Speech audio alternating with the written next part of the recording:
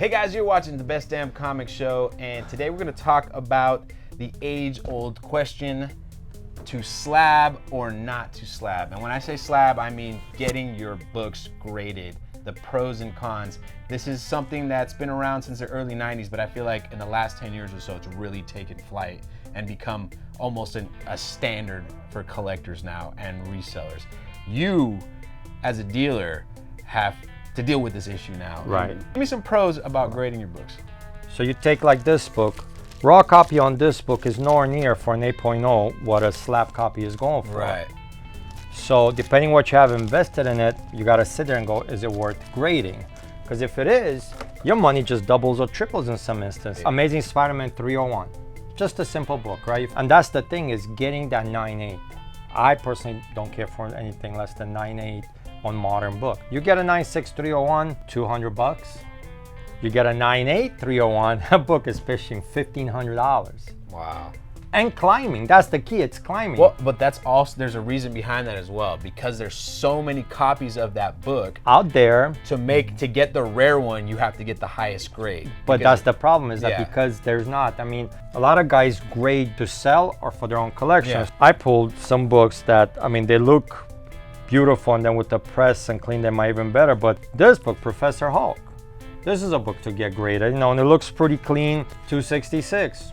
Gambit first appearance. Gambit first appearance. Right now, you definitely want to get this book graded. If you want to pay for the CGC census to see what's out there and what grade, if not, just do search on eBay, see what's sold, what's available, and if it's for you, base it on that. I mean, if it's for you, you don't care, just grade everything. But there's a cost, Yeah. and the cost has to equal or exceed the value of their book, in my opinion. Which leads me to another con. We talked about this a couple episodes ago about action figures and how much space they take up. Well, if you go out and slab your entire collection, aside from the cost, which is it's gonna cost you a pretty penny, aside from the cost, you're also talking about taking up way more room. So for one slab, what, 3 or 4 books, right? 4 to 4, yeah. 3 Yeah. to 4, maybe 5 books. It's just more cost on top of cost, and now you have another storage issue. So something to think about. Sometimes it's just, as a seller, specifically as a seller, it's better for you not to slab the book if you're not 100% sure it's going to come back in a high grade. And that's, I do a lot. I mean, you see me sell some rosin, you're like, I'm not sure of the,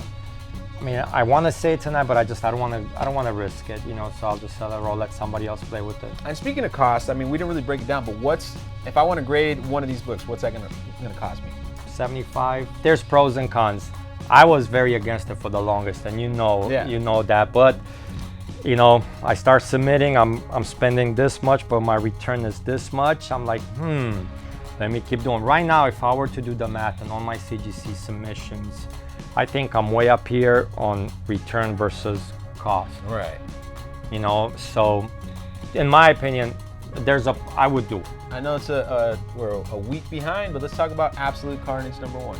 This came out last week, the same time as House of X, but I wanted to talk about it this week because I know it's a scorching hot book as well. Absolute Carnage #1.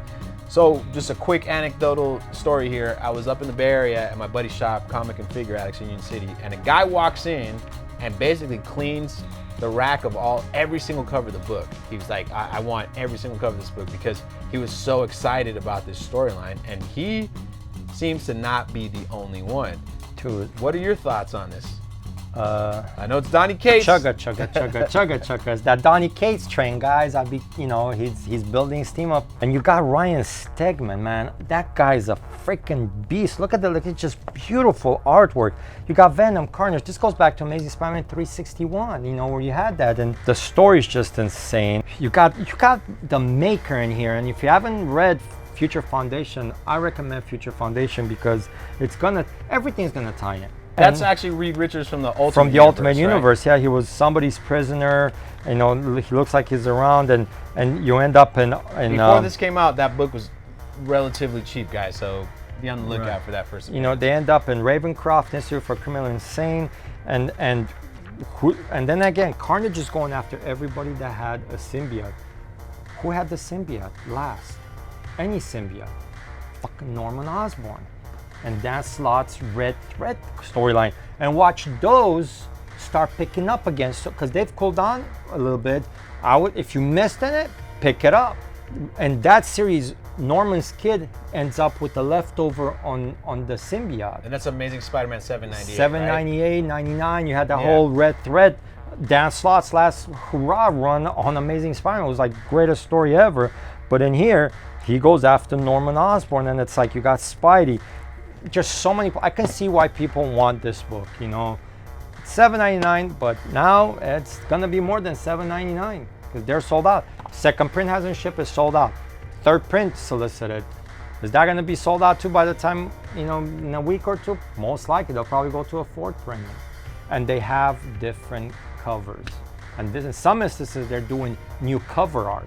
Right. Which is like, fuck, that's like cha-ching. Yeah. You know? Well, and I think the guts. I mean, it's the content inside the book is but that's good. why I said, I mean, this story is insane. Well, I mean, horror superhero without too horror. You know what I mean? They're Yeah. still superheroes.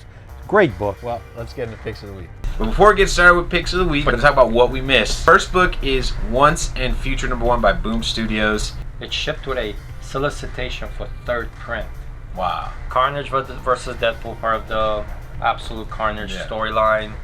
I just, you know, Deadpool had the Carnage, had the Venom suit for a minute, Yeah. so, you know, the story, but it's insanity, it's Deadpool, so we'll see what happens. Daredevil #10, I've been loving the Chip Zdarsky run, and this last issue, #9 came out this past week, and they already got a #10 out, but man, it was so good.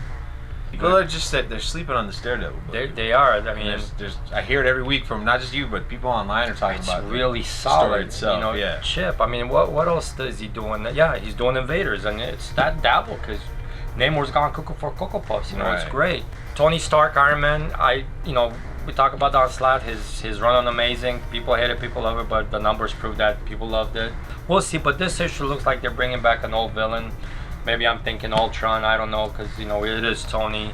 But I've been enjoying the run so far. Just that pop hasn't come yet, but it's coming. Right. You can And feel it. you can feel it. And then, Powers of X. I mean, that's going to be my first, my middle, my last book. This is the first week where they're going back to back. They're back, yeah. So the story goes into Powers of 10, #3. So, I mean, last House blew me away. This week's Powers blew me away. I'm just like, dude, I don't know. I need a breather because it's just like, it's insane, you know? Yeah. For me, variants, I got 3 books this week. Teen Titans #33. It's an Alex Garner cover. I like because it's got Crush on the cover, and I think It's a clean cover. And I think, like, you've been reading Teen Titans too, and that's like, Yes. that's one of the more solid books DC's been putting out as of late. And As of late. I feel like Lobo is starting to gain that heat back from the 90s that he had for a little while. It just feels like, at least action figures, people are going nuts trying to find He's this on Lobo that. figure. He's on that In the sci-fi show. and he looks like fucking Lobo.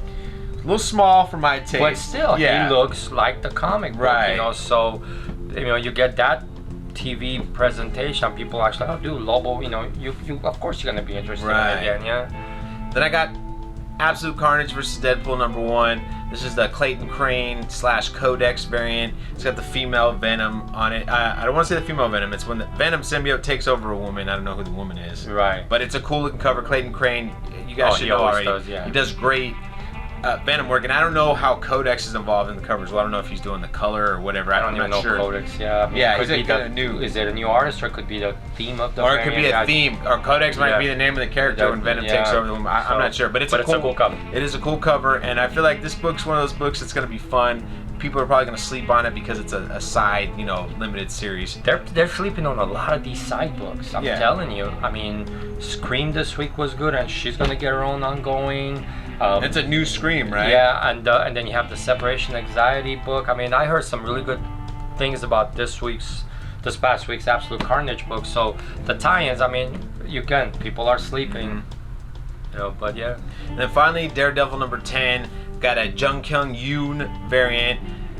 You guys know I love these Korean artists, and this is no Elektra versus Daredevil. It's one of the bad guy, bring on the bad guys variants at the theme of the month.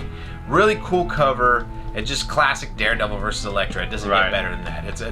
That's some of my favorite pairings. I mean, Elektra's a villain with him. She's not a villain. They got a weird messed up relationship. Love-hate relationship. Yeah, I love to tap it, but I hate you at the same time. Right, exactly. Because you try to kill me. Yes. All the time. So, but it's a really cool variant. You see the picture up on the screen. And yeah, I think that's going to do it for us this week.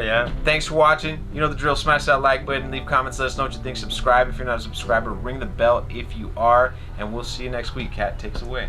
Read comics, guys. That's it. Read comics and see you guys in the comic book store.